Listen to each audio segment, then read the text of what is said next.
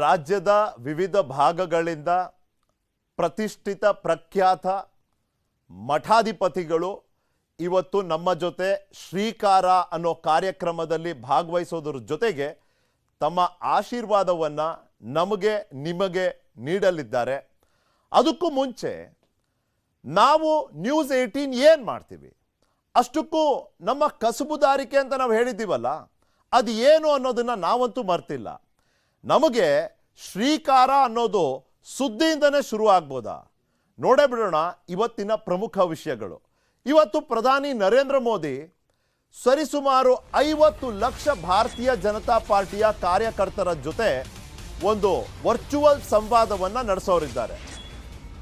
ಇದರ ಮೂಲಕ ಕಾರ್ಯಕರ್ತರಲ್ಲಿ ಹೇಗೆ ನಾವು ಹೊಸ ಹುಮ್ಮಸ್ಸು, ಹೊಸ ರೂಪದಲ್ಲಿ, ಹೊಸ ಉತ್ಸಾಹದೊಂದಿಗೆ ಬಂದಿದ್ದೇವೆ, ಅದೇ ರೀತಿಯ ಒಂದು ಉತ್ಸಾಹವನ್ನು ಅವರಲ್ಲಿ ಮೂಡಿಸುವಂಥ ಪ್ರಯತ್ನವನ್ನು ಮಾಡ್ತಿದ್ದಾರೆ. ನಾವು ಮಾಡ್ತಿರೋದು ನಿಮಗಾಗಿ. ಪ್ರಧಾನಿ ಮೋದಿ ಅವರ ಸಂವಾದ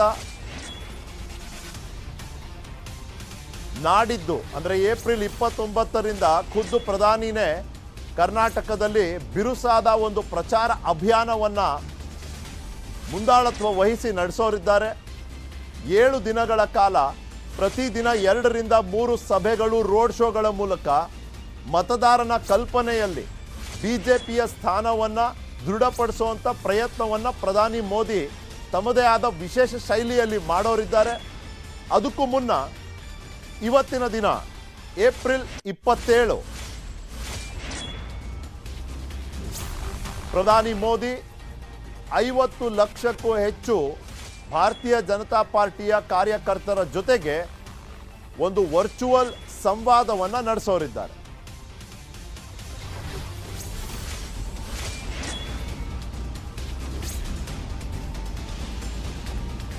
ಇವತ್ತಿನ ಈ ಕಾರ್ಯಕ್ರಮದ ವಿಶೇಷತೆ ಏನು, ಏನಾಗ್ತಿದೆ ಇವತ್ತು ಅಂತ ಹೆಚ್ಚಿನ ಮಾಹಿತಿ ಕೊಡೋದಕ್ಕೆ ನಮ್ಮ ಔಟ್ಪುಟ್ ಡಿಪಾರ್ಟ್ಮೆಂಟಿನ ಎಡಿಟರ್ ಆದ ಮಧು ನನ್ನ ಜೊತೆ ಇದ್ದಾರೆ.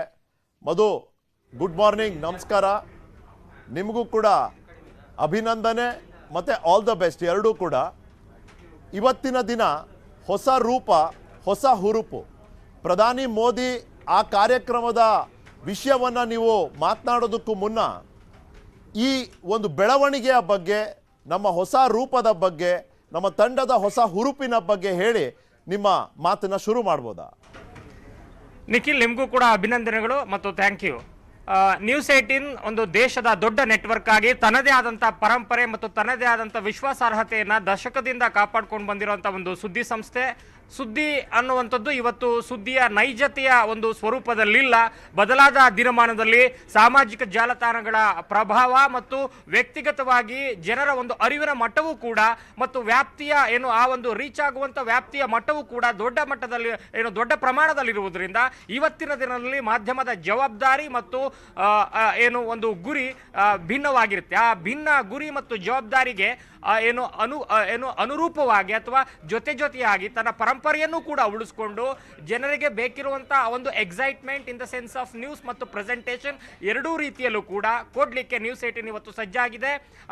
ಆಮೂಲಾಗ್ರವಾಗಿ ಸುದ್ದಿ ಮನೆ ಬದಲಾಗಿರುವಂಥದ್ದು ಮತ್ತು ಸುದ್ದಿ ಮನೆಯ ಬದಲಾವಣೆಗೆ ಪೂರಕವಾಗಿ ಸುದ್ದಿಯ ನಿರೂಪಣೆ ಮತ್ತು ಆ ಸುದ್ದಿಯ ಒಂದು ಪ್ರೆಸೆಂಟೇಷನ್ ಜೊತೆಗೆ ಸುದ್ದಿಯ ಒಂದು ವೇಗ ಮತ್ತು ಸುದ್ದಿಯ ಒಂದು ಬದ್ಧತೆ ಎಲ್ಲವನ್ನೂ ಕೂಡ ಬದ್ಧತೆಯನ್ನಿಟ್ಟುಕೊಂಡು ವೇಗ ಮತ್ತು ನಿರೂಪಣೆಯನ್ನು ಕ್ರಿಯಾಶೀಲವಾಗಿ ಭಿನ್ನವಾಗಿ ನಾವು ಮಾರ್ಪಡಿಸ್ತಾ ಇರುವಂಥದ್ದು ನಮ್ಮ ಮಟ್ಟಿಗೆ ಒಂದು ಖುಷಿಯ ಕ್ಷಣಗಳು ಈ ಕ್ಷಣದಿಂದ ಶುರುವಾಗ್ತಾ ಇದೆ, ಈ ದಿನದಿಂದ.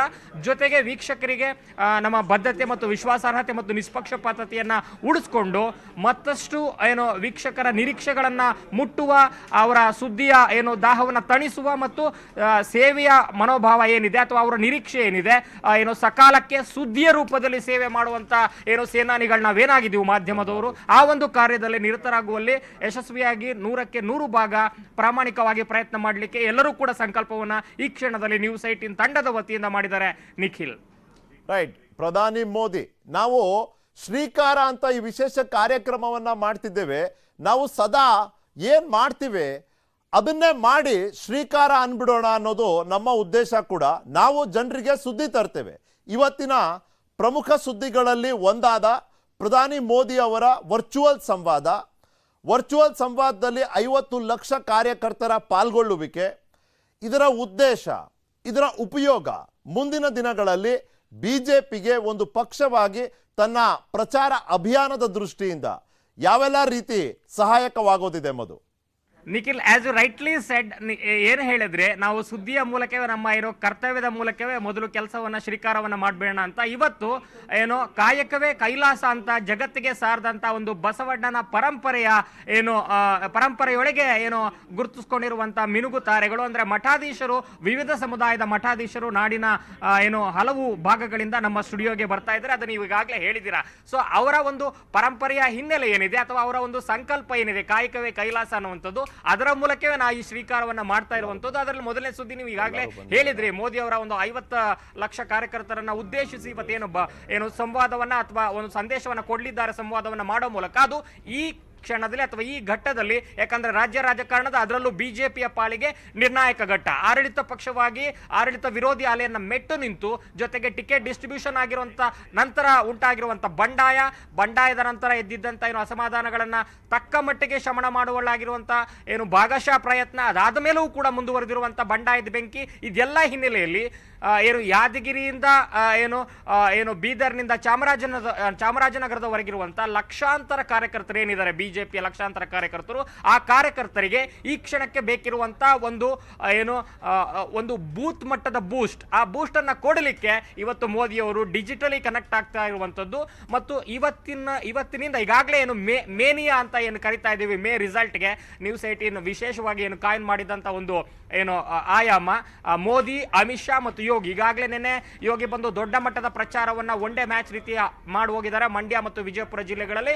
ಅದರ ಹಿಂದೆ ಅಮಿತ್ ಶಾ ಅವರು ನಿರಂತರವಾಗಿ ಬರ್ತಾ ಇದ್ದಾರೆ. ಇವತ್ತು ಮೋದಿ ಅವರು ದೊಡ್ಡ ಪ್ರಮಾಣದಲ್ಲಿ ಕಾರ್ಯಕರ್ತರ ಜೊತೆ ತಮ್ಮ ಸಂದೇಶದ ಮೂಲಕ ಜೋಡಣೆ ಆಗ್ತಾ ಇರೋದು. ಈ ಮೂಲಕ ಅಲ್ಲಲ್ಲಿ ಇರುವಂತ ಕಮಲದೊಳಗಿರುವಂತ ಕಂಪನಗಳನ್ನ ಶಮನ ಮಾಡುವಂತ ಅಥವಾ ತಣಿಸುವಂತ, ಸಂದೇಹಗಳನ್ನ ತಣಿಸಿ ಆ ಸಂದೇಹದ ಜಾಗದಲ್ಲಿ ಉತ್ಸಾಹವನ್ನ ತುಂಬುವಂತ ಒಂದು ಪ್ರಯತ್ನವನ್ನ ಇವತ್ತು ಮೋದಿ ಅವರು ಮಾಡ್ತಾ ಇದ್ದಾರೆ. ಈ ಮೂಲಕ ದೊಡ್ಡ ಸಮರಕ್ಕೆ ಸಜ್ಜಾಗಿ ಸೇನಾನಿಗಳೇ ಅಂತ ಒಂದು ಸಂದೇಶವನ್ನು ತಮ್ಮ ಪಕ್ಷದ ಸೈನಿಕರಿಗೆ ಕೊಡೋ ಮೂಲಕ ಅದನ್ನ ನಾಯಕರ ಮಟ್ಟಕ್ಕೆ ತಲುಪಿಸೋದಿಕ್ಕೆ ಮತ್ತು ಎಲ್ಲಾ ರೀತಿಯಲ್ಲೂ ಕೂಡ ನಾವು ವಾಪಸ್ ಬರ್ಲಿಕ್ಕೆ ಸಜ್ಜಾಗಬೇಕಿದೆ ಮತ್ತು ಅದಕ್ಕೆ ನಮ್ಗೆ ಅರ್ಹತೆ ಇದೆ ಅನ್ನುವಂತ ಒಂದು ಆತ್ಮವಿಶ್ವಾಸವನ್ನ ತುಂಬಾ ಪ್ರಯತ್ನವನ್ನ ಈ ಡಿಜಿಟಲ್ ಸಂವಾದದ ಮೂಲಕ ಮಾಡಲಿದ್ದಾರೆ. ಮತ್ತು ಈ ಕ್ಷಣಕ್ಕೆ ರಾಜ್ಯ ಬಿಜೆಪಿಗೆ ಅದರ ಅನಿವಾರ್ಯತೆ ಕೂಡ ಇದೆ. ಯಾಕಂದ್ರೆ ಒಂದು ಕಡೆ ಲಿಂಗಾಯತ ನಾಯಕರ ಒಂದು ವಲಸೆ, ಕೆಲವು ಪ್ರಮುಖ ನಾಯಕರು ಮತ್ತು ಅಲ್ಲಲ್ಲಿ ಎದ್ದಿರುವಂತಹ ಬಂಡಾಯ, ಭಿನ್ನಮತೀಯರ ಲೆಕ್ಕಾಚಾರ ಮತ್ತು ಆಡಳಿತ ವಿರೋಧಿ ಅಲೆ ಮತ್ತು ರಾಜ್ಯ ಕಾಂಗ್ರೆಸ್ ಬಿಜೆಪಿಯ ಮೇಲೆ ಮುಗಿಬಿದ್ದಿರುವ ರೀತಿ ಮತ್ತು ಆ ರೀತಿಯನ್ನ ಅಲೆಯಾಗಿ ಪರಿವರ್ತಿಸಿಕೊಳ್ಳಲಿಕ್ಕೆ ಮಾಡ್ತಿರುವಂತಹ ತಂತ್ರಗಾರಿಕೆ ಮತ್ತು ಖರ್ಗೆ ಅಂತ ಕನ್ನಡಿಗರು ಪ್ರತಿಪಕ್ಷದ ಒಂದು ಅಧ್ಯಕ್ಷರಾಗಿರುವಂತದ್ದು ಮತ್ತು ಇಲ್ಲಿರುವಂತಹ ಲೋಕಲ್ ಮಾಸ್ ಲೀಡರ್ಶಿಪ್ ಮತ್ತು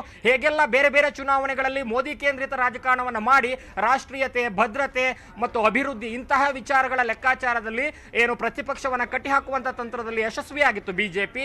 ಇಲ್ಲಿ ಆದಷ್ಟು ಜಾಗರೂಕತೆಯಿಂದ, ಜಾಣ್ಮೆಯಿಂದ ಕಾಂಗ್ರೆಸ್ ಅದಕ್ಕೆ ಪ್ರತಿಕೂಲ ಪ್ರತಿತಂತ್ರವನ್ನ ರೂಪಿಸಿಕೊಂಡು ಸ್ಥಳೀಯವಾಗಿ, ಪ್ರಾದೇಶಿಕವಾಗಿ ತನ್ನ ಪ್ರತಿತಂತ್ರಗಳನ್ನ, ರಣತಂತ್ರಗಳನ್ನ ಹೆಣೆದಿದೆ.